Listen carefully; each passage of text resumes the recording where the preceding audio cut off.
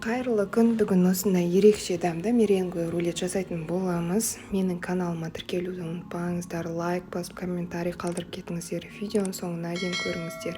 Бізге меренговый рулет жасау үшін таза ыдыс қажет, құрғақ, бірде тамшы су болмау керек, мүлдем. Оның ішіне жұмыртқаның тек қана ақ уызын ғана бөліп салып аласыздар. Сарысы мүлдем қосылмауы керек. Және осылай қантымызды бөліп сала отырып, миксердің жай жылдамдығынан бастап жайлап жылдамдықты көтеріп отырасыздар.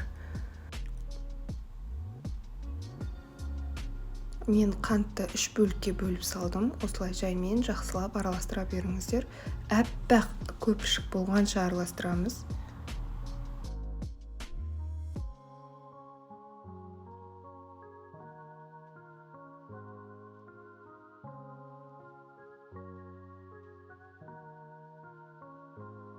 Осындай біркелкі әппақ масса пайда болған кезде лимон соғын құйып, тағы да 1 минут араластырасыздар.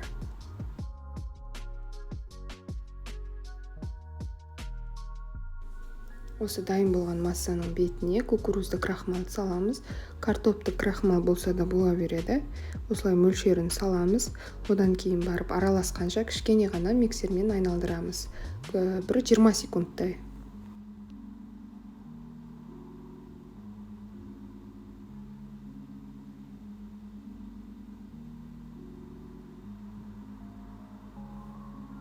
Массамыз дайын болды. Төңкерген кезде түспейтіндей, қимылдамайтындай масса болу керек. Осы массамызды пергамент бумагасына саламыз. Және де осы аралықта пештеріңізді 150 градуста қыздырып қойыңыздар.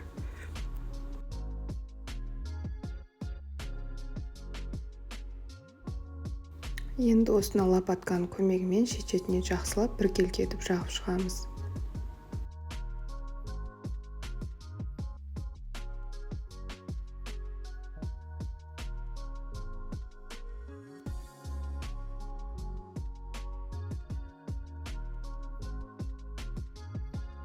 Осы массамызды пешке 150 градуста 25-30 минутқа пісіріп аламыз.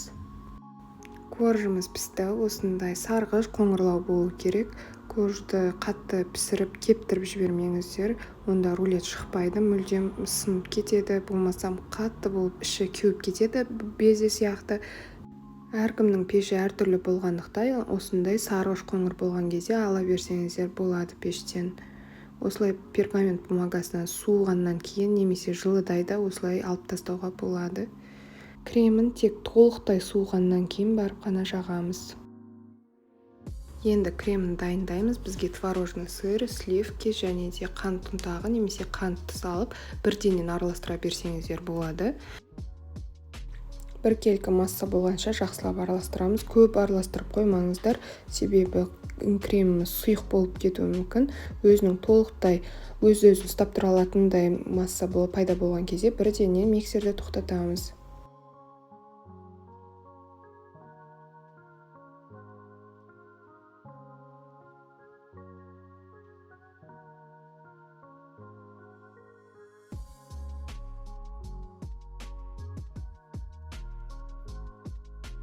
Меренгамыздың бетіне кремімізді осылай лопатканың көмегімен саламыз.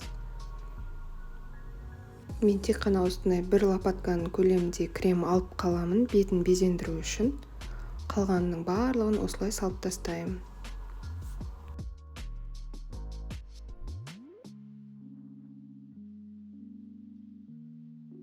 Кремді лопаткамен толықтай шет-шетін барлығына жеткізіп жағып шығамыз.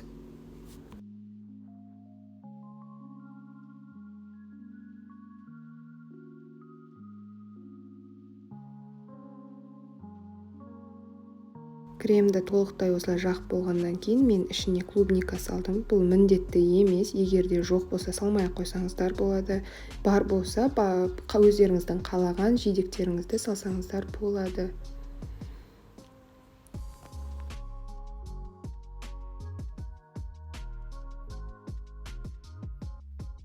Пергаменттің шетін ұстай отыра жайлап осылай ораңыздар, біркелкі етіп.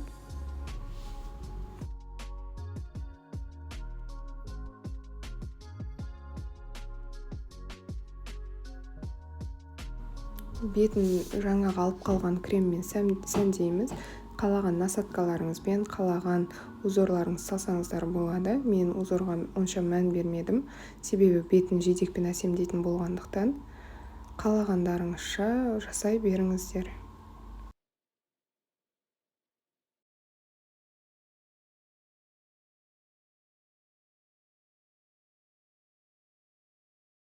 Егер де үйде жидек болмаса ештеңеге салмай қойсаңыздар болады. Мен осылай бетін әсемдедім.